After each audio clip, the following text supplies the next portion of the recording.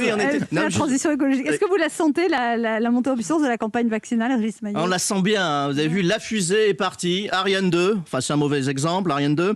On a dépassé la marre des 80 000 vaccinés. J'ai fait le calcul, c'est Montauban et la Grande Couronne.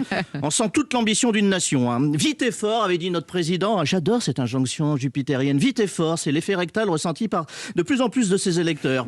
Alors je suis très optimiste, la France est sauvée. Jean Castex l'a dit, il faut piquer les vieux en priorité. Ça c'est une idée de génie. En une seule piqûre, non seulement tu éradiques un virus, mais en plus tu sauves la caisse des retraites.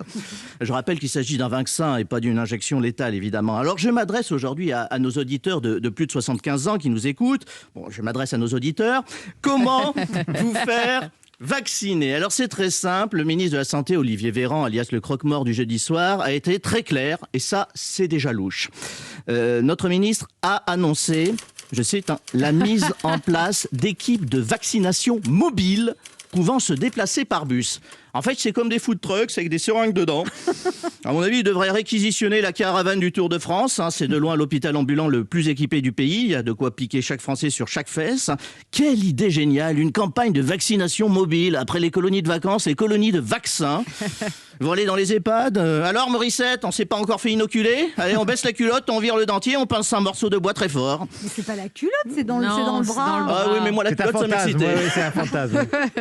Alors, Olivier Véran a précisé, attention, c'est pas fini, il a dit, ces équipes mobiles viendront à la rencontre des Français. C'est génial.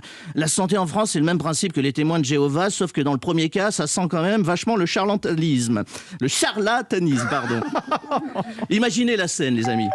Bonjour, c'est le livreur d'Uber Eats. Non, c'est pas pour bouffer, c'est pour vacciner. Ouais, on a reçu la qualif du ministère de la Santé, on est les seuls sur le marché équipés avec des sacs isothermes. Forcément, bon, voilà. Alors attendez, c'est pas fini. Olivier Véran a précisé, je recommence. Avec ce dispositif, nous avons le souhait d'atteindre les 1,2 million de personnes vaccinées d'ici fin janvier. Alors là, je suis plus sceptique. Il faut le savoir, en France, quand l'exécutif émet un souhait, les Français font une prière. Laissons tout de même Olivier Véran le bénéfice du doute. Vous noterez qu'il s'est engagé à vacciner 1,2 million de Français d'ici fin janvier. Il a bien pris soin de ne pas préciser l'année. Et le meilleur reste à venir.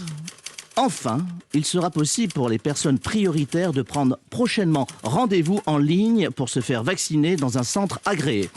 Alors d'un point de vue technocratique, l'emploi de l'adverbe prochainement signifie que le site internet n'existe pas. Le temps que le site ouvre, le centre agréé aura déjà fermé.